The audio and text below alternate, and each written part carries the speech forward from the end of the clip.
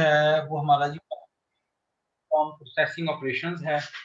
और प्रोसेसिंग के दौरान मुख्तलिफ तरह के जो स्टेप्स होते हैं, अगर उनको सही तरह से ना किया जाए और उसके जो प्रॉपर जो मिनिमम क्राइटेरिया है टेम्परेचर का, प्रेशर का और बाकी उसमें हाइजेनिक कंडीशंस का, अगर उसको ना किया जाए सेटिस्फाई, तो उसकी वजह से तरह तरह के प्रॉब्लम्स आ सकते हैं।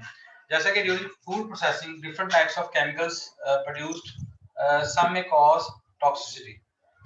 जैसा कि मेलार्ड रिएक्शन के बारे में आपने बात की होगी। मेलार्ड रिएक्शन जो है उसमें क्या होता है जी कि आपके जो शुगर्स होती हैं उनके एल्डिहाइड ग्रुप होता है और जो माइनर ग्रुप होता है ऑफ प्रोटीन्स, ये आपस में रिएक्ट करते हैं और इसकी वजह से ब्राउनिंग प्रोड्यूस होती है, यानी कि डिजायरेबल ब्राउनिंग। और इसका सबसे अच्छी मिसाल जो है ना वो है आपकी ये जो आप ब्रेड होती है या जो नान होता है, उसके ऊपर जो एक वो जब नान लगाते हैं तो उसके ऊपर वो मिल्क लगाते हैं। तो जब वो हीट होता है तो वो जो मिल्क है उसमें मौजूद जो है वो प्रोटीन है और बाकी जो आपका शुगर्स होती हैं वो आपस में रिएक्ट करती हैं और उसकी वजह से उसमें एक सरफेस पे ब्राउन कलर आना शुरू होता है, तो उसे हम मेलार्ड रिएक्शन कहते हैं। तो मेलार्ड रिएक्शन जो है ना वो मुख्तलिफ तरह की जो फूड प्रोडक्ट्स हैं उसमें वो डिजायरेबल भी है, लेकिन अगर इसको हम अनकंट्रोल छोड़ दें, अगर हम इसको बहुत ज़्यादा अनकंट्रोल कंडीशंस में करते रहें तो उसकी वजह से टॉक्सिक कंपाउंड भी प्रोड्यूस होते हैं। जैसा कि हेट्रोसाइक्लिक एरोमेटिक अमाइन्स हैं found in protein and amino acid rich foods at temperature above 150 degree centigrade. तो अगर हम मतलब टेम्परेचर ज़्यादा कर दें या प्रोलॉन्ग पीरियड ऑफ टाइम के लिए उसको हीट करें तो उसकी वजह से वो एक्सेसिव टेम्परेचर की वजह से उस हेट्रोसाइक्लिक एरोमेटिक अमाइन्स प्रोड्यूस होती हैं और जो कि कैंसर कॉजिंग है और बाकी प्रॉब्लम भी कॉज करती हैं। Then more than 20 heterocyclic aromatic amines identified, out of which 10 shown to have carcinogenic potential। तो जैसे कि पहले आपको बताया मैंने कि कार्सिनोजेनिक हैं, तो 20 के करीब जो है ना वो आइडेंटिफाई हो चुकी हैं, जिसमें से 10 जो है उनके ऊपर रिसर्च की गई और ये साबित हो चुका है कि वो कैंसर कॉजिंग है। Similarly, changes occur in foods while being processed. Some may be responsible for toxicity in consumers। तो ऐसा भी हो सकता है कि कोई कंज्यूमर जो है उसको इंजेस्ट करें और उनकी बॉडी के अंदर वो due to lack of metabolism उनके अंदर टॉक्सिसिटी प्रोड्यूस हो सकती है।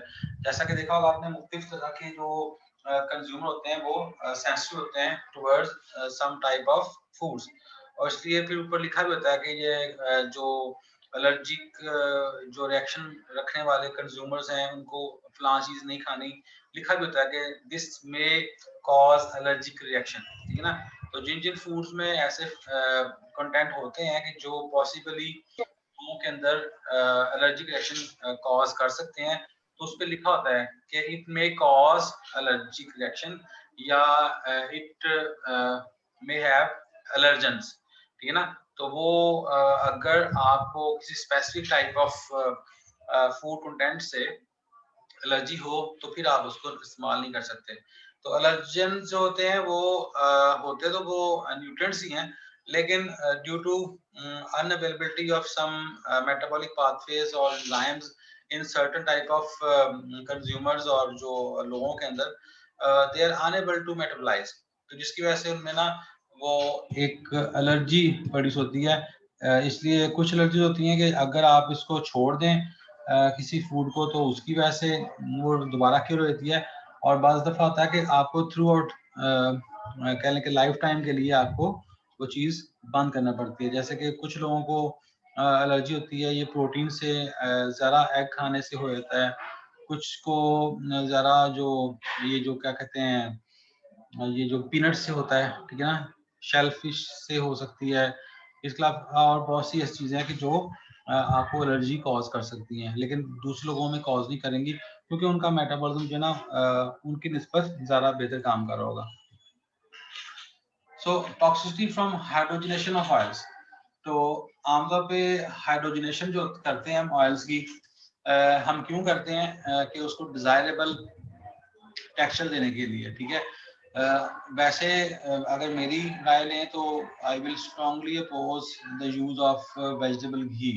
वेजिटेबल घी का इस्तेमाल कतई नहीं करना चाहिए, क्योंकि ये जो है इसमें एक तो ट्रांस फैट बहुत ज़्यादा प्रोड्यूस होते हैं और इसके अलावा एलडीएल बहुत ज़्यादा इसमें होते हैं, जिसकी वजह से ये हार्ट डिजीज़ का बायस बनता है।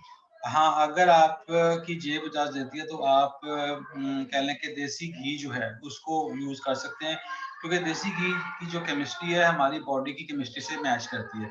लेकिन जो ये हम खुद हाइड्रोजनेट करते हैं ऑयल्स को, वेजिटेबल घी का बहुत ज़्यादा इस्तेमाल किया जा रहा है, ख़ास तौर पे ये फ्राइंग के लिए हम यूज़ करते हैं। तो वेजिटेबल घी जो है इसमें जब हम यूज़ करते हैं कैटलिस्ट के तौर पे निकल को, और निकल के रेजिड्यूज जो हैं वो रह जाते हैं बाज़ दफ़ा, ठीक है। आपको पता है कि निकल जो है ये भी कैंसर कॉजिंग है, ठीक है। तो इसीलिए बहुत सी जो इंडस्ट्रीज़ हैं, जिनकी जो लोकल इंडस्ट्री कह लें, जो इतनी अच्छी इंडस्ट्री नहीं कहलाती, वो निकल की जो इसमें से आइसोलेशन है या सेपरेशन नहीं कर पाती। आमतौर पे जब हम रिएक्शन स्टार्ट करवाते हैं तो उसमें ना निकल को ऐड किया जाता है, जब रिएक्शन कंप्लीट हो जाता है तो फिर उसमें से फिल्टर आउट करते हैं निकल को। लेकिन बहुत सी इंडस्ट्री जो होती है उनके पास इतना अच्छा सिस्टम नहीं होता फिल्ट्रेशन का, जिसकी वजह से निकल के रेजिड्यूज जो है वो रह जाते हैं, और जब कंज्यूमर्स को खाते हैं और ये एक वक्त में नहीं होता, बल्कि लॉन्ग पीरियड ऑफ टाइम के लिए, कि जब आप लगातार वेजिटेबल घी ऐसा खा रहे हैं इसमें बहुत सारा निकल के रेजिड्यूज आ रहे हैं ना, तो वो आपके लिए प्रॉब्लम काज करता है, आपके अंदर जो कैंसर का बायस बन सकता है। सो जैसा कि पहला बताया आपको मैंने कि ट्रांस फैटी एसिड्स, होता क्या कि जब आपकी अनसैचुरेटेड फैट होते हैं ना उसमें डबल बॉन्ड होता है, और डबल बॉन्ड का मतलब उसमें स्पेस खाली है फॉर हाइड्रोजन, तो उसमें हाइड्रोजन ऐड करते हैं। लेकिन हाइड्रोजन ऐड करने के लिए वो अगर वैसे हम करेंगे तो बहुत टाइम लगेगा, आपने केमिस्ट्री में पढ़ा होगा रिएक्शन को। लेकिन उसके साथ अगर कैटलिस्ट यूज करते हैं जो कि निकल होती है, तो वो रिएक्शन बहुत ज्यादा जल्दी हो जाता है। तो ये अब रिएक्शन जो है वो बेसिकली कंट्रोल होना चाहिए। इसमें टेम्परेचर, इसमें फ्लो ऑफ या प्रेशर ऑफ हाइड्रोजन, ये दोनों चीजें मैटर करती हैं। अगर टेम्परेचर एक्सीड कर जाता है या प्रेशर ऑफ हाइड्रोजन कंट्रोल नहीं किया जाता, तो हमारे जो ट्रांस फैट्स बहुत बनते हैं जो कि हार्ट डिजीज का बायस बनते हैं। इसलिए अब कुछ हद तक इंसान ये काबिल हो चुका है कि इसको कंट्रोल कर सके कि जो ट्रांस फैट्स हैं वो ना बने। ट्रांस फैट्स बहुत नुकसान होते हैं। ट्रांस फैट जो है ना वो हार्ट डिजीज का बायस बनते हैं, कार्डियोवास्कुलर डिजीज के अंदर वो बहुत अहम रोल प्ले करते हैं। इसके अलावा ये एलडीएल को प्रमोट करता है, वेजिटेबल घी जो है जो हाइड्रोजनेट करते हैं हम, ये एलडीएल को बहुत ज़्यादा प्रमोट करता है, लो डेंसिटी लिपोप्रोटीन को, और ये भी हार्डनिंग ऑफ वेसल्स को वो करेगा। Moreover, trans fatty acids is expected to interfere with metabolism of essential fatty acids, ये मैंने आपको बता दिया पहले। अच्छा, इसके बाद ही oil and fat when heated in presence of oxygen form hydroperoxides. अब जो लोग जरा फ्राइंग करते हैं, फ्राइंग करने के दौरान जो है तीन चीजें चाहिए होती हैं जो फैट के अंदर नुकसानदेह चीजें पैदा होने के लिए, जिन्हें हम हाइड्रोपेरोक्साइड बोलते हैं। सबसे पहली बात होती है हीट, दूसरी बात होती है मॉइस्चर, ठीक है, और तीसरा होता है ऑक्सीजन। और ये तीनों चीजें जो है ना वो मिल रही होती हैं। हीट मिल रही होती है थ्रू आप, क्योंकि आप कुकिंग कर रहे हैं। मॉइस्चर मिल रहा है क्योंकि आपने उसमें डाला हुआ है वो जो फ्राई करने के, जैसे आपने पोटैटो चिप्स बना रहे हैं, तो पोटैटो चिप्स जो है ना उनमें 80% वाटर होता है, और इसके अलावा ऑक्सीजन हवा से आ रही है। तो ये तीनों चीजें बहुत ज्यादा फैसिलिटेट करती हैं ये हाइड्रोपेरोक्साइड्स बनने के लिए। इसलिए जब आप फ्राई करते हैं तो कहते हैं कि 2 दफा फ्राई करने के बाद ऑयल को डिस्कार्ड कर देना चाहिए, दोबारा यूज नहीं करना चाहिए। लेकिन हम आमतौर पे क्या करते हैं, बार बार उसको यूज करते हैं, और उससे जो नुकसानदेह जो है इस तरह के कंटेंट वो प्रोड्यूस होते हैं। तो over heated fat causes irritation of gastric system. तो अगर ऐसा ऑयल में पका हुआ चीज आप खाते हैं कि जो बहुत ज्यादा बार बार यूज किया गया, तो उससे बाकायदा तौर पे आपका गला खराब हो सकता है, और आपका जो मैदा है ना, स्टमक जो है ना वो इरिटेट हो सकता है। आपको कहते नहीं है बैक फ्लैशेस हो सकते हैं, जैसे आप हार्ट बर्न हो सकता है, इस तरह का मसला हो सकता है। तो this intensified by insufficient by of vitamin E. तो अगर विटामिन ई आपकी डाइट में कम है तो उसकी वजह से ये और भी ज्यादा स्वेर हो सकता है ये problem. Then polymerisation in oil और fat under high pressure temperatures also take place without oxygen. तो इसके अलावा जो पॉलीमराइजेशन है वो ऑक्सीजन के बगैर भी हो सकता है। जिसमें बहुत से डिफरेंट किस्म के जो मेटल्स भी करते हैं रोल प्ले, जैसे कि chemical compounds form during deep frying कौन से हैं जी? एल्डिहाइड्स हैं, अल्कोहल्स हैं, एस्टर्स हैं, एरोमेटिक कंपाउंड्स हैं, फ्री फैटी एसिड्स हैं, लेक्टोन्स हैं, कीटोन्स हैं एंड एल्कोक्साइड्स हैं।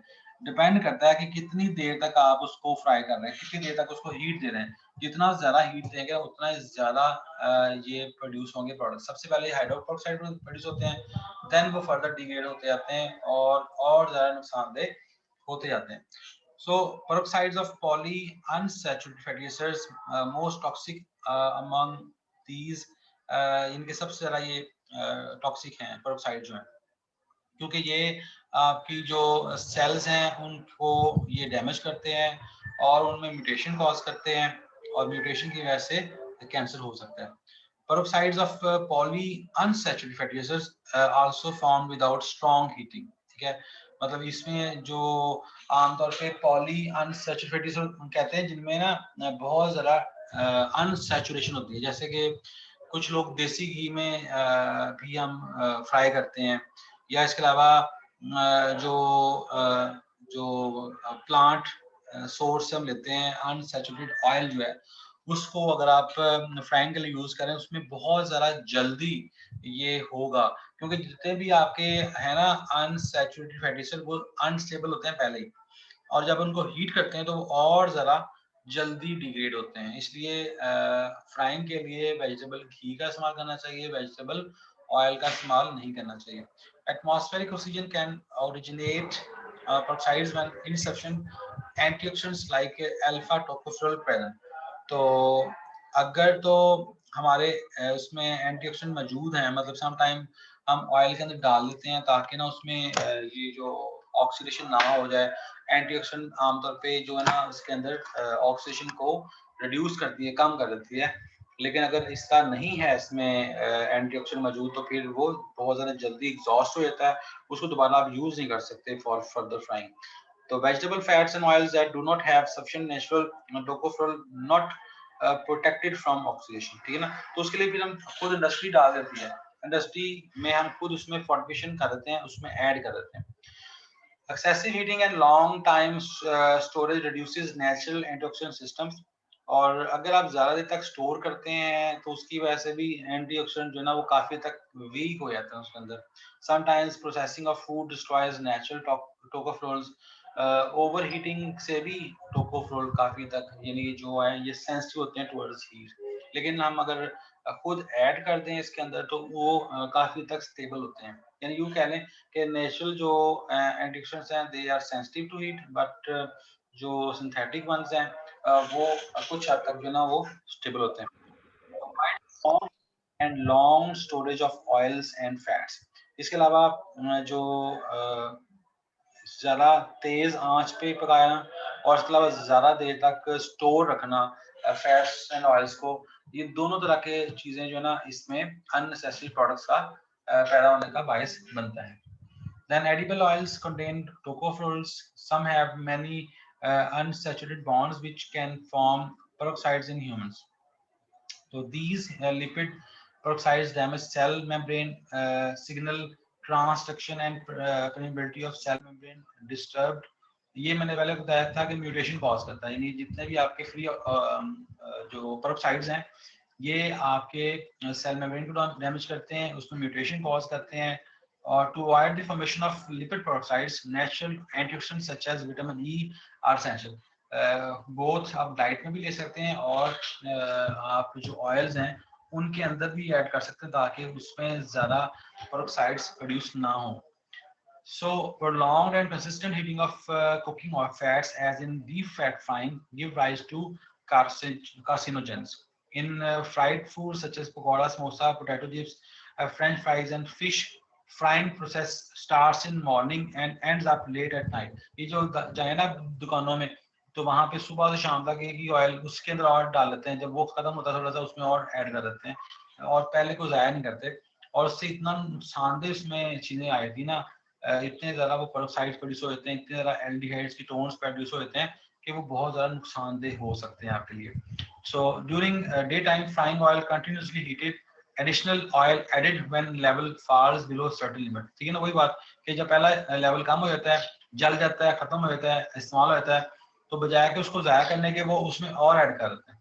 ठीक है ना, तो spent oil remains in pan, तो जो इस्तेमाल शुदा है वो उसके अंदर रहता है पैन में, जिसकी वजह से बहुत नुकसान देता है। और long heating occurs in puri making and manufacture of fried dals nimko. ये जितने भी फ्राइड चीजें हैं उनका इस्तेमाल कम से कम करना चाहिए। जितना ज़रा इस्तेमाल करेंगे उतना ज़रा आप नुकसान का बायस होगा आपके लिए। इन सच ऑयल्स कार्सिनोजेनिक एक्रेलामाइड फॉर्म दैट में कॉज कैंसर इन ह्यूमंस। ठीक है ना, जितना ज़्यादा आप इसको कुकिंग करते हैं, जितना ज़्यादा फ्राई करते हैं, उतना ज़्यादा उसमें ये नुकसानदेह होगा आपके लिए। During barbecue, carcinogens such as polycyclic aromatic compound carbon and polycyclic aromatic hydrogen formed when fat drips from grill foods.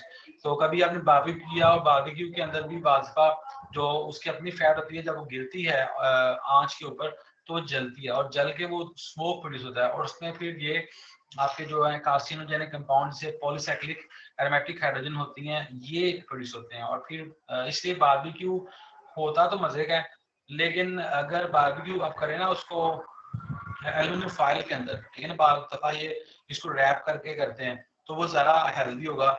लेकिन ओपन फ्लेम के ऊपर जो बारबेक्यू करते हैं वो नुकसानदेह हो सकता है। खा लें, कम कम खा लें, ऑफ एंड ऑन खा लें, लेकिन कंटिन्यूस खाएंगे तो उससे आपको नुकसान हो सकता है। तो these brought back with smoke and flames to contaminate food. तो इमेजिन सिचुएशन पाकिस्तान में पीपल relish grilled सीख कबाब एंड टिक्का, क्योंकि वैसे भी बड़ा मुंह में पानी आता है देख के खा के, ठीक है ना। टिक्का जो है नाम ही सुन के तो मुंह में पानी आना शुरू होता है, लेकिन इनका इस्तेमाल जो ना वो इतदाल में होना चाहिए, ज़्यादा नहीं होना चाहिए। एक्सेसिव यूज करेंगे तो उससे आपको ये मसला आ सकता है। Then shawarma better substitute of direct grilling on fire।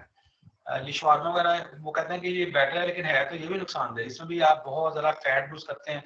ये जो मेयोनीज यूज करते हैं वो मोर देन 80% उसमें फैट ही है, वो ऑयल को ही यूज किया जाता है। ऑयल और होता है क्या नाम है आपका एग की जो आपकी यूज करते हैं जो योक्स वगैरह को, तो उससे वो बनता है, ठीक है ना।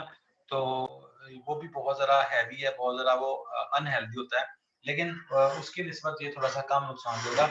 In this technique heat applied from side of meat which is placed on a spit and stands in a horizontal position. तो वो शॉर्मा का जो गोश्त होता है ना, उसको जब वो करते हैं ना, तो वो बेसिकली डायरेक्ट नहीं होता, बल्कि वो इनडायरेक्ट हीटिंग होती है। सरफेस के ऊपर रख के उसको गर्म करते हैं, इसलिए उसमें नुकसान कम होता है एज कम्पेयर टू के जो ओपन फ्लेम के ऊपर आप कर रहे होते हैं। ओपन फ्लेम में धुआं सारा जा रहा होता है, उसके अंदर जितना भी उसका गिर रहा है, वो लिक्विड गिर रहा है, वो जल के उसका धुआं वापस उसमें आ रहा है, उसकी वजह से जितने भी नुकसान है ना कंटेंट्स वो आपके अंदर आ रहे होते हैं उसके अंदर। लेकिन शवारमा के लिए जो तैयार करते हैं चिकन वगैरह, उसमें ऐसा केस नहीं होता, क्योंकि वो इनडायरेक्ट हीट अप कर रहे हैं, आप सरफेस पे रख के उसको गर्म कर रहे होते हैं। Fat and other liquids drops on bottom and collected in a pan located below. तो इसमें भी ऐसा होता है कि वो जो अगर कोई ऐसा है तो वो अलग उसको सेपरेट कर लिया जाता है, क्योंकि वो ड्रिप करता है नीचे और वापस जो है ना उसके अंदर शामिल नहीं हो सकता। तो hence no contamination from burnt fat or meat juice occurs in this system। हाँ जी, महल में ये नेट का इशू हुआ, नेट के ने ना इसमें थोड़ा सा क्या झपकी ली है, जिसकी वजह से ना थोड़ा सा बीच में फ्लक्चुएट हुआ है, तो मेरी तरफ से नेट जो है ना वो बंद हुआ।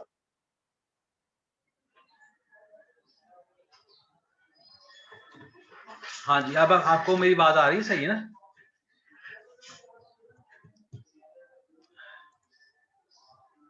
सर पीछे से भी बाकी बातें ना कुछ समझ नहीं आई हैं। पीछे क्या हुआ था?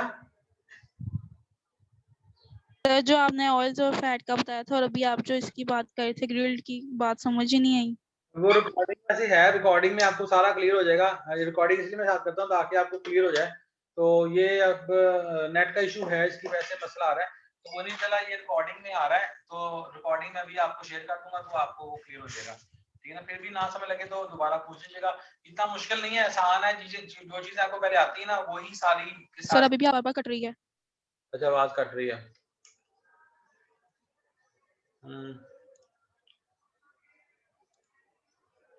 चले, रिकॉर्डिंग में आपको इशू नहीं होगा इंशाल्लाह, रिकॉर्डिंग में आप ठीक हो जाएगा। तो देन टॉक्सिसिटी फ्रॉम रिफाइनिंग की बात करते हैं। Refined food responsible for loss of nutrients and implicated in food toxicity. ये मेरी बात याद रखें, जितने भी रिफाइंड फूड होते हैं इनको खाना नुकसानदेह है, उसमें न्यूट्रिएंट्स कम होते हैं, और इसीलिए हम इसको नहीं खाना। जैसे आटा जो है, अगर रिफाइंड फ्लावर खा रहे हैं तो वो उसमें न्यूट्रिएंट्स भी कम है और आपके लिए नुकसानदेह भी है। लेकिन जो होल व्हीट फ्लावर है उसमें न्यूट्रिएंट्स भी ज़्यादा हैं और वो नुकसानदेह भी कम होगा। ठीक है, जितने भी रिफाइंड चीज़ें हैं आपके लिए, इस तरह से आपका रिफाइंड जो सॉल्ट है ये भी नुकसानदेह आपके लिए है, लेकिन आपका जो रॉक साल्ट है जिसे पिंक सॉल्ट बोलते हैं वो आपके लिए अच्छा होगा। तो household sugar manufactured from sugar cane और शुगर बीट, तो ये जो शुगर आमतौर पे रिफाइंड शुगर से बोलते हैं, ये भी नुकसानदेह है। ठीक है ना, क्योंकि रिफाइंड होती है, जो इसमें एसेंशियल न्यूट्रिएंट्स हैं जैसे मिनरल्स होते हैं वो सारे हम इसमें से फिल्टर आउट कर देते हैं, और बाकी सिर्फ और सिर्फ बचती है सुक्रोज। लेकिन उसकी बरक्स अगर देखें हम, जो शक्कर होती है या गुड़ होता है उसमें उसके अलावा बहुत से मिनरल्स होते हैं, यानी कि सुक्रोज तो उसमें होती है, उसमें और बहुत से न्यूट्रिएंट्स होते हैं in the form of minerals, तो वो हम ज़ाया कर देते हैं। तो इसलिए शक्कर और गुड़ जो है ना वो ज़्यादा बेहतर है एज़ कम्पेयर टू सुक्रोज, क्योंकि सुक्रोज जो है आपकी बॉडी में बहुत जल्दी ब्लड के अंदर ग्लूकोज लेवल को राइज कर देती है। Refined sugar known to be a factor in diabetes, heart problem, dental caries and constipation. ठीक है ना, तो ये इसीलिए बहुत ज़्यादा नुकसानदेह है डायबिटीज के हवाले से, और हार्ट हेल्थ के लिए बहुत नुकसानदेह है। और in flour milling, wheat bran removed that results in constipation regarded as mother of diseases। तो ये जो आपका आटा है उसमें से हम निकाल लेते हैं ब्रांड, हालांकि बहुत ज़्यादा ज़रूरी होता है आपकी बाउल मूवमेंट के लिए, आपकी जो डाइजेशन के लिए बहुत ज़रूरी होता है, वो हम निकाल लेते हैं। So toxicity from food processing equipment and processing can be prevented by following good manufacturing practices (GMP) को करते हुए, and avoiding food processing operation that can be potentially toxic। तो ऐसे तमाम जो ऑपरेशंस हैं कि जो आपकी फूड के अंदर टॉक्सिसिटी कॉज कर सकते हैं उनको अवॉइड करें। और हमेशा जो इंडस्ट्री होती है वो कोशिश करती है कि कंज्यूमर्स के लिए अच्छे जो प्रोसेसिंग ऑपरेशंस को चूज करके किया जाए, लेकिन मोस्टली प्रॉफिट अर्निंग के लिए, क्वालिटी को और बेहतर करने के लिए रिफाइंड को ज़्यादा तरजीह दी जाती है, जिसकी वजह से कंज्यूमर्स को फायदा नहीं होता बल्कि नुकसान होता है। सर आपकी आवाज ही नहीं आ रही।